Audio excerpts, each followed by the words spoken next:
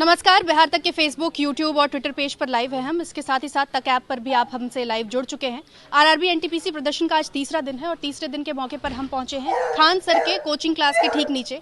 Khan sir के coaching class आने के पीछे का मकसद ये है कि देर रात कल तमाम उन छात्र और कुछ शिक्षकों पर एफआईआर दर्ज हुई है। लगभग 500 के आसपास अज्ञात छात्र हैं और 10-15 नामजद छात्र हैं। इसके अलावा 5-6 शिक्षक भी हैं।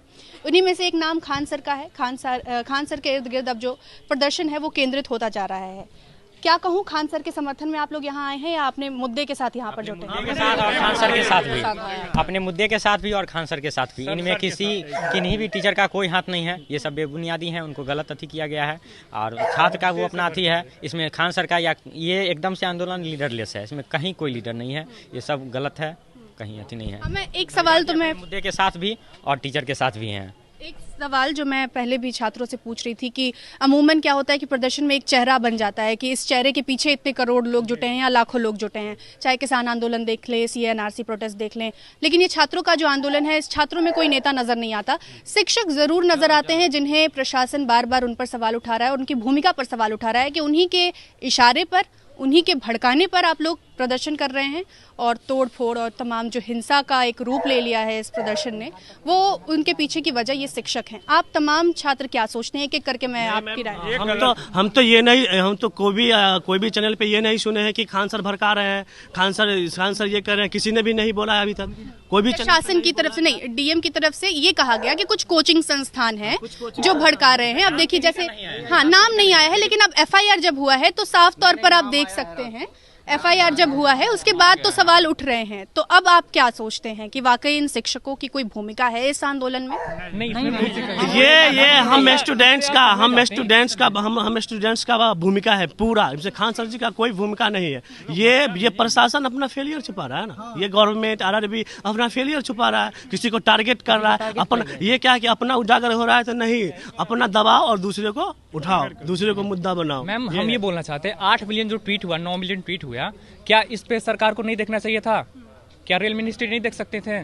कोई भी मीडिया वाला, किसी नेशनल मीडिया वाले ने कवरेज नहीं किया इस चीज को। तब जाकर ये सारी चीजें हुई। अगर आप ये पहले चीज कर लेते हैं तो आप तो वही 14 तारीख से ही और रिजल्ट आया एनटीपीसी का, उसमें यूनिक कैंडिडेट को ना लेके 20 गुना रोल नंबर लिया गया है।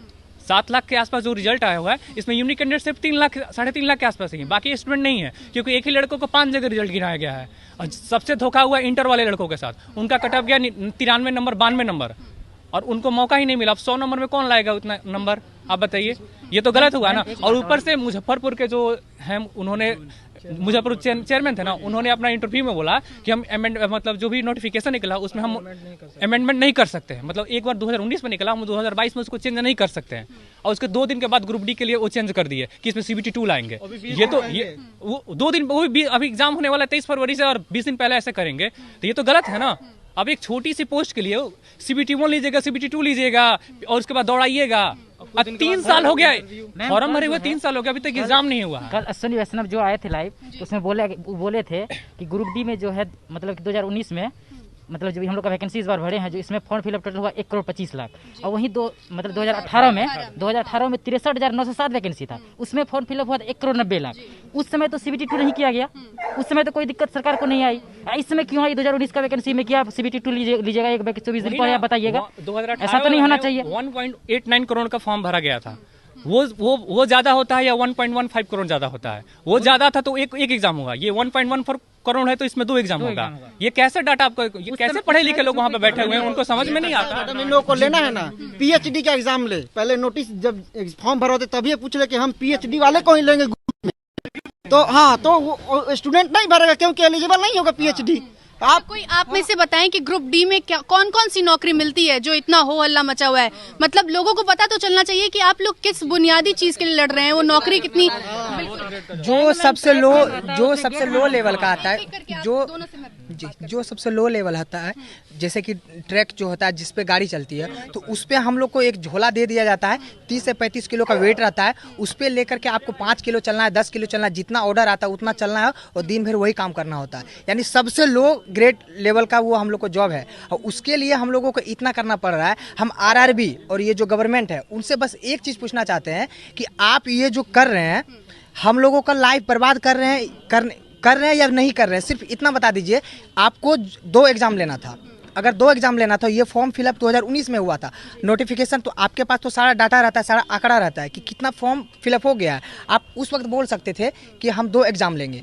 आज 3 साल हो गया उसी वैकेंसी को, और आपको हम लोग को चाहिए, हम लोग को लगता है कि अब एग्ज़ाम ले ले, अब एग्ज़ाम ले ले। मैडम चलिए रोज दिखाते हैं, हम लोग का रूम में दाल भात चोखा खा करके हम लोग रहते हैं, इतना कितना मुश्किल से हम लोग को रहते हैं। घर से फ़ोन आता है मम्मी का, बेटा एग्ज़ाम कब है, बोलते हैं मम्मी बस 10 दिन और 20 दिन और 1 महीना और एग्ज़ाम देंगे। वैसे कर करके हम लोग टाल रहे हैं, लगता है कि अब एग्ज़ाम दे दे, अब एग्ज़ाम दें। और सरकार ये क्या कर रही है, इसका मतलब साफ है कि वो सिर्फ और सिर्फ युवाओं का भविष्य बर्बाद करने की ओर है, और कुछ नहीं। अगर उनको जॉब देना रहता हम लोगों को, तो वो उनको नहीं लगता कि 3 साल लेट हो गया है, ऐसे ही लेट हो गया बहुत ज़्यादा। अब एक और सीबीटी ठोक के वो क्या दिखाना चाहते हैं, क्या हम लोग के वो फेवर में है या आज के सरकार? अगर वो रहते तो हम लोग को लगता नहीं।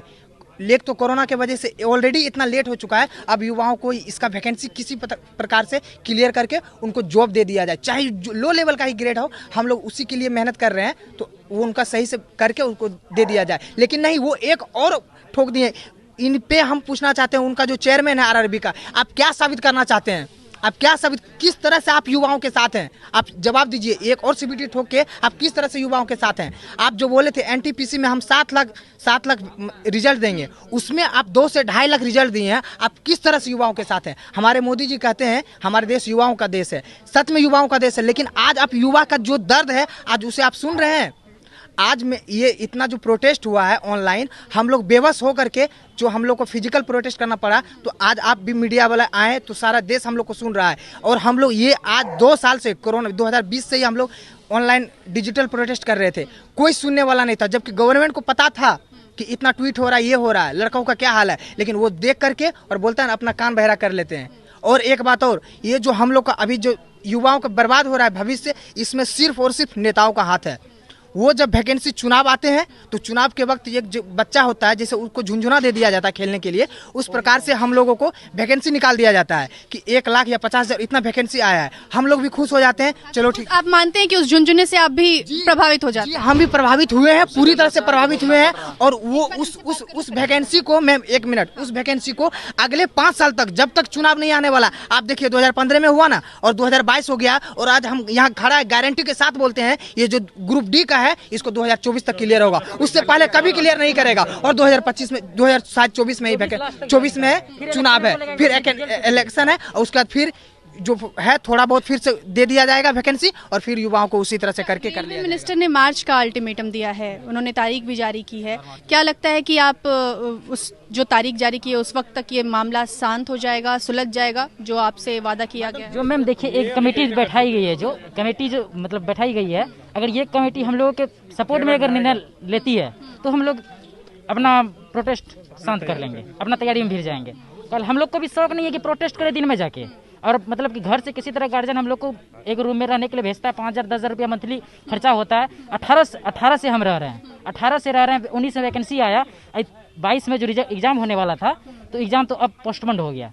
अब ये जो सरकार जो CBT 2 जो लाई, अब सरकार का इससे एक ही मकसद बन रहा है, जहाँ तक हम अनुमान लगा पा रहे हैं, कि ये जो सरकार का लक्ष्य है कि 24 तक इसको खींचा जाए, 24 तक खींचा जाए। और फिर 24 में जो अभी हमको डर लग रहा है इतना, तो रूम में मतलब हॉस्टल में घुस के मार रहा है पुलिस। हम लोग डर के जी रहे हैं, रात भर भी नहीं सोते हैं। 25 जनवरी पुलिस की जो कार्रवाई हुई, उसमें क्या आपके हॉस्टल लॉज आसपास किसी दोस्त के लॉज में पुलिस वाले घुसे, उसके बारे में बताइए। कि हम लोग बोल रहे हैं, हो सकता है इस पे भी कुछ बोलना दे, सरकार का कोई नियत नहीं है। हम लोग मास्क हम लोग मास्क लगा के नहीं आए। ये कोविड का दर्द झेल लेंगे, ये बेरोजगारी का दर्द देना नहीं जा रहा है। डर लग रहा है मैम। हम लोगों का यही निवेदन है कि प्रशासन जो कर रहा है अभी, वो बंद कर दे। हम लोग डर के जी रहे हैं, रात भर सोते नहीं है, भर रात। 25 जनवरी को रात में पूरी रात सोए नहीं है। हम लोग के रूम तक प्रशासन गया है, हम लोग के रूम तक प्रशासन गया है, छोड़ दिया है। पत्थर फेंक रहा है, ईंटा फेंक रहा है, खिड़की फोड़ रहा है, घुस के जो मारा जा रहा है। भाई हम भी तुम्हारे देश का ही संपत्ति है, पाकिस्तान का संपत्ति तो हम है नहीं। ट्रेन जला दिया तो देश का संपत्ति ट्रेन। चुनाव के पहले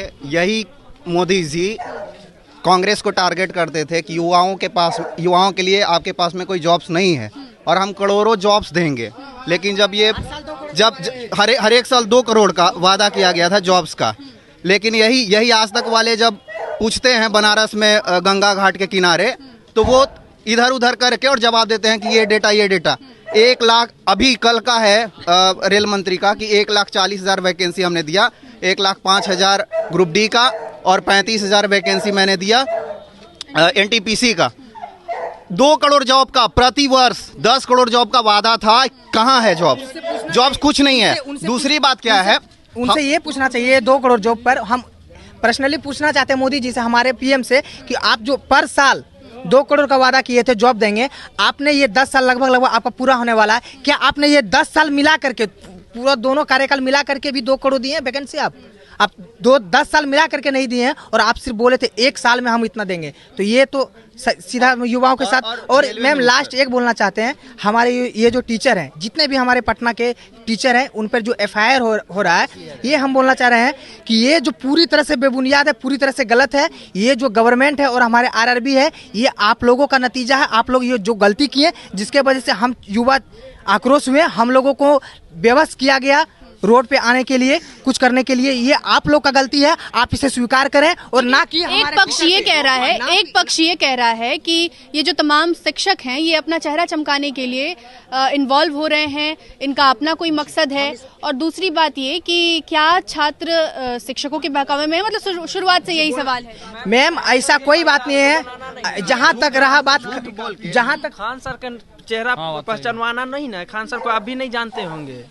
मैं जानती हूँ। अरे मैं कल क्या पूछ रहे हैं, तो ये बात मतलब मैं बोल रही हूँ कि एक पक्ष ये सवाल उठा रहा है कि शिक्षक जो हैं ये लोग सोशल मीडिया पर लिख रहे हैं, इनका अपना एक एजेंडा है, जो भी है तमाम चीजें हैं, वो ये सवाल उठा रहे हैं। तो आप ही लोग जवाब देंगे ना कि क्या वाकई ऐसा है, क्या आपके कंधे पर बंदूक रखी है शिक्षक ऐसा कुछ कर रहे हैं? सीता के साथ मजे नहीं लिए तो फिर तो गलत हो गया ना। पूरे रामायण जानते हैं आप भी, बट जो जैनून है सो है।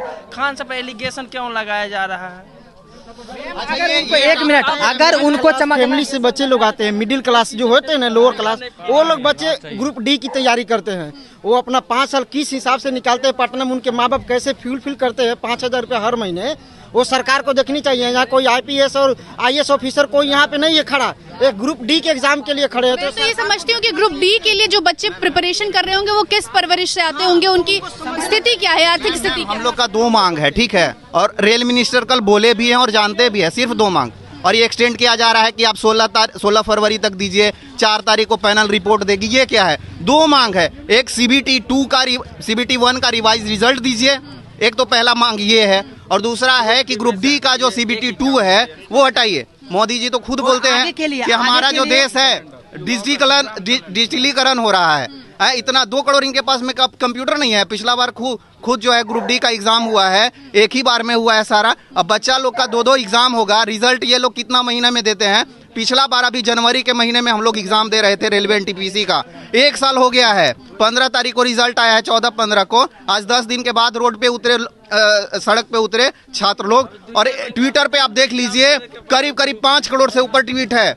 एक दिन में 8-8 मिलियन ट्वीट हुआ है। इन लोग को पता नहीं था, जब ट्रेन जलाया गया, जब दूसरे लोग, मतलब उसमें हम लोग भी शामिल नहीं थे, हम लोग तो यहाँ थे, यहाँ पे प्रोटेस्ट कर रहा था सब लोग। लेकिन जब ट्रेन जलाया गया और जब उत्पात हुआ, तब इनके कान में जू रहेगा कि अभी भाई थोड़ा सा प्रेस कॉन्फ्रेंस कर लेना चाहिए, और उसमें भी डिले कर रहे हैं। मतलब 4 तारीख क्या है? 4 तारीख आप आज और कल में डिसीजन दीजिए।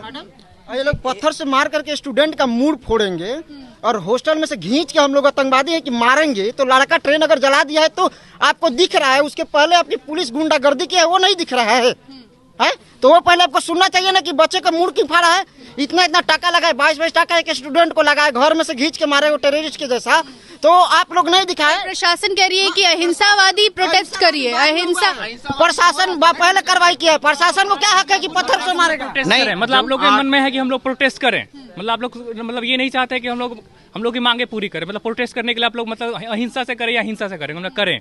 1 साल में हम चाहते हैं कि जैसे कोई भी इलेक्शन होता है, डेट फिक्स है यूपी में कि 10 मार्च को रिजल्ट आ जाएगा वहाँ पे, तो क्यों नहीं हम लोग का एग्जामिनेशन का हो सकता है कि 1 साल के अंदर आप फॉर्म भरो, उसका आंसर की आएगा, रिजल्ट एग्जाम कैलेंडर जारी होगा। ऐसा क्यों नहीं हो सकता? नहीं, सरकारें कहती है कोरोना की वजह से कई दिक्कतें हुई, लेकिन हाँ मेरा भी यही सवाल है कि जब इलेक्शन समय पर हो जाते हैं, परिणाम समय पर आ जाते हैं, तो परीक्षा क्यों नहीं हो? BSSC का एक बहाली है 2014 का, सारे लोग आप लोग जानते हैं कि नहीं? 2014 का बहाली जानते हैं? 2014 का बहाली मैम अभी 2022 हो गया, 8 साल हो गया, 8 साल इधर, और अभी तक पूरा जो है ज्वाइनिंग नहीं हुआ है। अभी रिजल्ट पेंडिंग में है और लोगों का रिजल्ट आएगा और पता नहीं इसमें क्या होने वाला है। 8 साल लग गया, अभी तक कहीं कोई ज्वाइनिंग का बात नहीं है। आप लोग का भी रिजल्ट हुआ होगा बीएसएससी में, पूछ लीजिए। एसएससी, बिहार एसएससी की बात कर रहे हैं। आप में से कोई और बिहार एसएससी का जिसने परीक्षा दिया हो 2014 में, अभी तक परीक्षा हुई थी 2014 की? परिणाम भी आया है, अभी तक कोई ज्वाइनिंग वाइनिंग नहीं हुआ है, कुछ भी नहीं। आप क्या कह रहे थे? आप अपनी बात। हम बोल रहे थे कि कोरोना जो आया है वो 2020 में आया है, लेकिन ये तो 2014 से न अटका कर रखेगा। 6 साल हो गया, अब फिर 2 साल इधर भी हो गया, 2022 हो गया, अभी तक इसको कोई अथी ज्वाइनिंग वाला कोई अथी नहीं किया गया ना।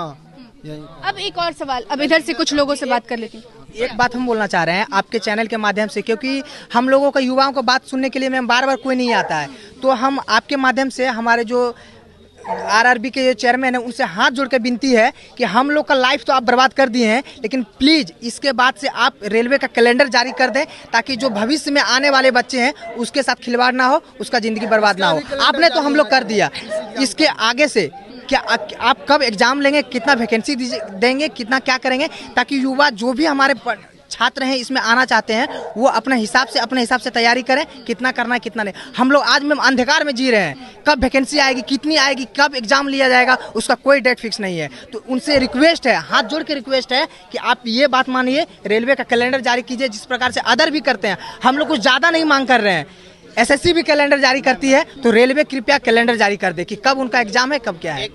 30 सेकंड। मैम, आप अहिंसावादी जो है अहिंसावादी बात कर रहे थे कि अहिंसावादी तरीके से जो है प्रोटेस्ट होना चाहिए। लोकतांत्रिक देश है, पूरा ढांचा है इसका, इस तरीके से हम लोग नहीं कर सकते हैं उथल पुथल। यहाँ पे अहिंसावादी तो हो रहा था ना, ट्विटर पे जो हम लोग प्रोटेस्ट किए हैं, सारे लोगों को हैशटैग करके किया गया।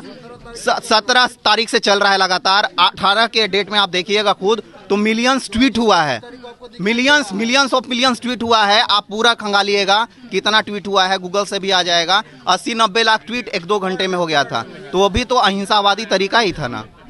आप क्या कहना चाह रहे हैं? सर मैम सॉरी, ये तो मैं कहना चाह रहा हूँ कि सबसे पहले ये सिस्टम चेंज होना चाहिए। ग्रुप ए वाला आईएएस है, हर साल 1000 आ रहा है, ग्रुप ए के बाद बी आता है, सी आता है, डी आता है, ये डी वाला और सी वाला मैटर है। डी और सी में कम से कम ए के रेस्पेक्ट में रेशियो बढ़ना चाहिए सर्विस के। अगर 1000 ए वाला डेली आ रहा है, हर एक साल में एक बार आ रहा है, कॉन्स्टिट्यूशनल बॉडी के थ्रू आ रहा है, तो बी सी डी में क्यों नहीं आ पा रहा है? सरकार को समझना चाहिए। अब बी में नहीं आ रहा है, सी में नहीं है, डी में नहीं आ भी रहा है, तो पंचवर्षीय योजना मतलब 5 साल में एक बार। 19 का वैकेंसी है, हो सकता है 24 तक पार कर जाए, हो सकता है चला जाएगा, इसमें कोई डाउट नहीं है। आप अगर अभी मार्च में कहिएगा चलो रिजल्ट निकालते हैं, तो रिजल्ट का हो सकता है फिर वेरिफिकेशन करने में आपको चल जाएगा जून, जुलाई, अगस्त, सितंबर, ग्रुप डी लेते लेते हो जाएगा 24 आ जाएगा। तो चाहिए कम से कम सरकार को ये कि कम से कम 22 वाला जो भी अब से है, ए के रेस्पेक्टिव में अगर आईएएस कम से कम एसडीएम है तो उसके अंडर में बी सी डी रहता है। अगर आईएएस वाला 1000 हर एक साल में आ सकता है, तो बी सी डी वाला क्यों नहीं आ रहा है एक साल में?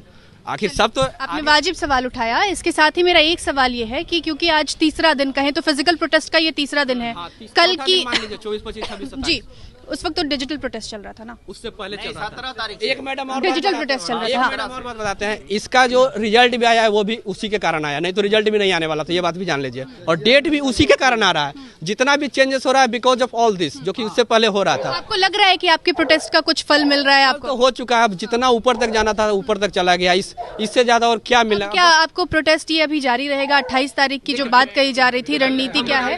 क्या कल भी प्रदर्शन देखने को मिलेगा? मैम देखिए, ये वाला बात ये है, किसान आंदोलन जब हो रहा था तभी मोदी जी यही बात बोले थे कि थोड़ा 1 साल के लिए हम बिल वापस ले लेते हैं। वापस लेने के लिए की तो बात किए, लेकिन उनका रद्द करने का बात नहीं था। बोले कि उसके बाद हम डायरेक्ट वही वाला काम फिर से करते हैं। इसीलिए किसान लोग जब 1 साल प्रोटेस्ट मतलब कि लगातार 1 साल बेचारे का प्रोटेस्ट किया, तब ना उन लोगों को फायदा हुआ। नहीं तो ये फिर लाते, फिर जुमलेबाजी करते वही वाला। एक बात और, चुनाव खत्म, संतुष्टि नहीं है अभी की जितनी भी, और विश्वास नहीं है उन पे। मोदी जी पे विश्वास ही नहीं रहा। सुनिए, मोदी जी बात है, मोदी जी आते हैं संडे के संडे मन के बात करते हैं। मन के बात में बताइए, एको दिन रोजगार के बात किए? एक दिन भी रोजगार का बात नहीं किए। खाली आएंगे, कोरोना का 2 देते हैं अपडेट देने के बाद क्या करेंगे? जुमलेबाजी करेंगे। कुछ एक दिन भी बताइए अगर रोजगार का बात, कोई हो, बीजेपी का नेता हो, कोई हो, आज तक किया है? एक को नहीं किया है। अब बताइए स्टूडेंट क्या करे? आए थे सरकार कहती है कि छात्रों को सशक्त होना चाहिए, उद्यमिता की तरफ जाना चाहिए, एंटरप्रेन्योरशिप की तरफ बढ़ना चाहिए, खुद से ही नौकरी जनरेट करना चाहिए। उस पर क्या? उस पर राजनाथ सिंह का बेटा जो है वो कौन सा एंटरप्रेन्योरशिप कर रहा है? अमित शाह का बेटा इलीगल तरीके से, उसका कोई बाप का नहीं है बीसीसीआई, किसी का बाप का बीसीसीआई नहीं है। बीसीसीआई एक सरकारी, अब तो सरकारी बॉडी हो चुकी है, पहले एज एनजीओ तमिलनाडु में स्थापना हुआ था इसका। तो ये बीसीसीआई का जो एसीआई सेक्रेटरी बने बैठे हैं अमित शाह के बेटा, ये कौन सा एंटरप्रेन्योरशिप है? अभी ये नेताओं के जो बच्चे हैं, जितने नेताओं के बच्चे हैं वो कौन से एंटरप्रेन्योरशिप में शामिल है? मोदी जी का फैमिली कौन सा एंटरप्रेन्योरशिप में शामिल है? नहीं ना है, कहाँ नहीं। सरकारी नौकरी तो नहीं लूटता है, जिसका फैमिली नहीं वो नहीं लूटता। मैंने शादी करेगा जितना सब बुढ़वा, यहाँ पे एवरेज खर्च हो रहा है 6000, जितना डिले करेगा उतना 6000 से मल्टीप्लाई कर ले जाए पर मंथ। इतना खर्च तो कोई सरकार दे नहीं रहा है, लॉकडाउन का समय है और कुछ सबका बिजनेस ठप हो चुका है। अब बताइए मिडिल फैमिली वाला आदमी कितना खर्च पैसा लाए? और कारण है कि जब आप ग्रुप ए वाला जो IAS ऑफिसर 1 साल में कैलेंडर टाइमली आप करवा रहे हैं, पोस्टिंग तक हो जाता है, तो ग्रुप डी BC में आपको कर रहे हैं कि जनता ज्यादा है, नंबर ज्यादा है, तो नंबर को कम कीजिए ना, साल निकालिए ना, क्या दिक्कत है? कम हो जाएगा। जब आप निकालवे नहीं कीजिएगा 5 साल में एक मोदी जी हमेशा एक के बात बोलते हैं कि मेरा तो सबसे बड़ा जो वोट का बैंक है वो डिजिटल प्लेटफॉर्म है। तो डिजिटल प्लेटफॉर्म पर जब स्टूडेंट लोग प्रोटेस्ट कर रहा है तो वो आपको नहीं दिख रहा है? वो सब नहीं दिखता है मोदी जी को, खाली उनको क्या दिखता है कि हमको वोट। नीतीश जो है 2014 में मेरा एक और सवाल था कि यहाँ भी अगर बिहार की राजनीति की तरफ भी अगर देखें तो बिहार के दोनों, एक पूर्व मुख्यमंत्री और अभी वर्तमान मुख्यमंत्री, दोनों रेल मंत्री रह चुके हैं। क्या उनसे कोई उम्मीद है? क्या लग रहा है कि रेलवे विभाग का ये पूरा मामला है, RRB के स्टूडेंट्स हैं, रेल मंत्रालय दोनों पूर्व मुख्यमंत्री लालू प्रसाद यादव भी और वर्तमान मुख्यमंत्री नीतीश कुमार भी दोनों संभाल चुके हैं, क्या उनका चुप रहना जायज नजर आता है युवाओं को? बिल्कुल जायज नहीं है मैडम। हम लोग बिहार के स्टूडेंट हैं और बिहार के ज्यादातर स्टूडेंट रेलवे की तैयारी से ही जॉब लेते हैं, क्योंकि इसमें इंग्लिश नहीं है। अब बिहार का एक प्रॉब्लम है कि स्टूडेंट की इंग्लिश थोड़ी कमजोर है, इस वजह से रेलवे में एक आशा रहता है। और यहाँ के दोनों मुख्यमंत्री लालू यादव और नीतीश कुमार, ये दोनों रेल मंत्री रह चुके हैं, लेकिन एक शब्द नहीं बोले हैं। और बात जब बिहार की आती है तो बिहार SSC में एक वैकेंसी है 2014 की, हमने काउंसलिंग कराया उसमें और उसका रिजल्ट जो है आज तक नहीं आया फाइनल। बताइए 2014 की वैकेंसी 2022 में फाइनल नहीं हुई।